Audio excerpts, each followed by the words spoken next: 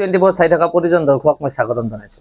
হয়, বৰপেটা সত্ৰ বুলি ক'লে আচলতে বিশ্ববিখ্যাত আৰু যেহেতু ক'ব লাগিব বৰপেটা সত্ৰৰ লগতে আছে যি সৰু বৰ সত্ৰ আছে হাউলিত সেইবোৰতো আচলতে যেহেতু দৌল মহোৎসৱৰ এক বিশাল আয়োজন কৰিছে আৰু ক'ব লাগিব যেহেতু মই গোপালাট্টা সত্ৰৰ পৰা ভঁৰাল গাঁৱত এতিয়া উপস্থিত আছো আৰু এই যোৱা বছৰ আচলতে 125 বছৰ গঢ়কিছে আৰু এই বেলি আচলতে 126টা বছৰত ভৰি দিলে আৰু 4 দিনা বৰ্ণাঢ্য কাৰ্যসূচীৰে আচলতে যেহেতু এই দৌল মহোৎসৱ উদযাপন কৰিছে আৰু ক'ব লাগিব ইয়াতে যি মহিলাসকল আছে মহিলাসকলক মোৰ কেমেৰা সহযোগ দেখাব দিম আৰু আলহীক আচলতে অতিথিক বা ভক্তসকলক আদৰিবলৈ আচলতে এনেকৈ হেজাৰ হেজাৰ পিঠা লাৰু বনোৱাত ব্যস্ত হৈ আছে তেওঁলোকে আৰু কিয়নো ক'ব লাগিব ইয়াত তিল পিঠাকে আদি কৰি আচলতে নাৰিকলৰ লাৰুৰ পৰা আদি কৰি বিভিন্ন যি আমাৰ থলুৱা অসমীয়া যি খাদ্যসমূহ আচলতে বনোৱাত তেওঁলোকে ব্যস্ত হৈ আছে। এই ক্ষেত্ৰত মই যাব খুজিম যিহেতু এগৰাকী বাইদেউ আছে মোৰ সৈতে আৰু মই তেওঁৰ সৈতে কথা পাতিবলৈ চেষ্টা কৰিম।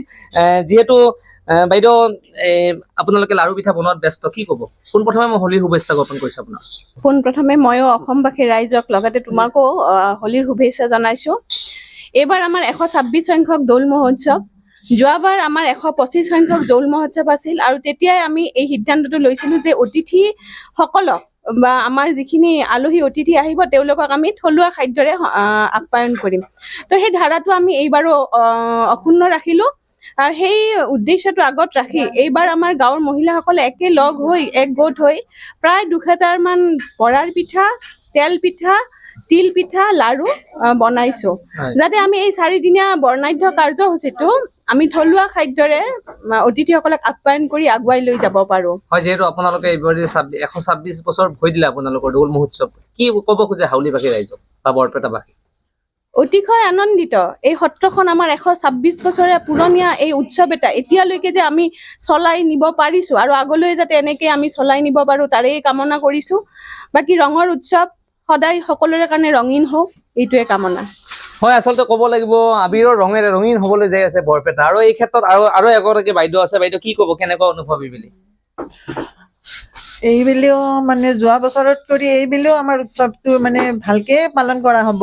সিবাৰৰ নিচিনাই অলপ সিবাৰ বেছি মানে কৰিছিল আৰু এতিয়া এইবাৰ তাৰমানে 26 বছৰ হ'ল যাৰ কাৰণে অলপমান আগত কৰি কম হেৰি কৰা হৈছে। এইবাৰ আৰু বহুত বেছি কৰা হৈছে। লাৰু পিঠা প্ৰস্তুত কৰিছে? 2000 মান পিঠা, তেল পিঠা আৰু লাৰু বনাইছে। আৰু কি ক'ব অসমবাসীক? অসমবাসীক আমি দেউল উৎসৱৰ মানে শুভেচ্ছা দিছো। হয়, আচলতে ক'ব লাগিব সকলোতে বৰপেটা জিলাত আৰু আচলতে বৰপেটাৰ হোলী বুলি ক'লে আচলতে বিখ্যাত বিশ্ববিখ্যাত আৰু এই ক্ষেত্ৰত আৰু এজন দাদা আছে মোৰ সৈতে, মই তেওঁৰ পৰা 2-এটা মন্তব্য ল'বলৈ চেষ্টা কৰিম। দাদা, কি ক'ব, কেনেকুৱা অনুভৱ এইবেলি 126টা বছৰত ভৰি দিলে? হয়, এইটো খুবেই আনন্দজনক কথা। আমাৰ গাঁৱৰ দৌল উৎসৱে 126টা বসন্ত অতিক্ৰম কৰিলে আৰু এই চেগতে মই আপোনালোকক জনাবলৈ পাইছোঁ, সুখী হৈছোঁ যে তাৰমানে বিভিন্ন থলুৱা খাদ্য সম্ভাৰেৰে আমি বিগত 2 বছৰ ধৰি আমি অতিথি আপ্যায়ন কৰি আহিছোঁ আৰু এই ধাৰা এইবাৰো মানে আছে আৰু আগলৈও আমি ধাৰা ধৰি ৰাখিবলৈ চেষ্টা কৰিম। যিহেতু বৰপেটাৰ হোলী বুলি ক'লে আচলতে বিশ্ববিখ্যাত, কি ক'ব অসমবাসীক? নিশ্চয়কৈ বৰপেটাৰ হোলী বুলি ক'লে আৰু ক'বলগীয়া নাথাকে।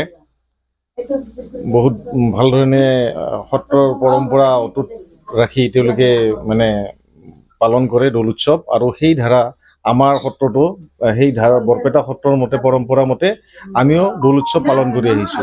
মই ধন্যবাদ জনাইছোঁ। ক'ব লাগিব যিহেতু আচলতে বিশ্ববিখ্যাত আছে যি বৰপেটাৰ সত্ৰ নগৰী বৰপেটাৰ যি হোলী আৰু সৰু বৰ যি আছিলে বৰপেটা জিলাৰ যিসমূহ আচলতে সত্ৰ আছে তাতো আচলতে হোলী উদযাপন কৰা হৈছে। যিহেতু পৰা ভঁৰাল গোপালাট্টা সত্ৰত আচলতে 4 দিনীয়া বৰ্ণাঢ্য কাৰ্যসূচী আচলতে যিটো দৌল মহোৎসৱ উদযাপন কৰিছে আৰু ক'ব লাগিব যিহেতু আচলতে যিসমূহ আচলতে আলহী বা অতিথিসকলৰ বাবে আচলতে ইয়াতে হেজাৰ হেজাৰ লাৰু পিঠাৰে তেওঁলোকে আচলতে সম্ভাষণ জনাৰ কাৰণে তেওঁলোকে প্ৰস্তুত হৈ আছে যিসকল মহিলা আছে। মই কেমেৰা সহযোগীৰ সৈতে মই কৌশিক দাস, এনি ভাৰত 24।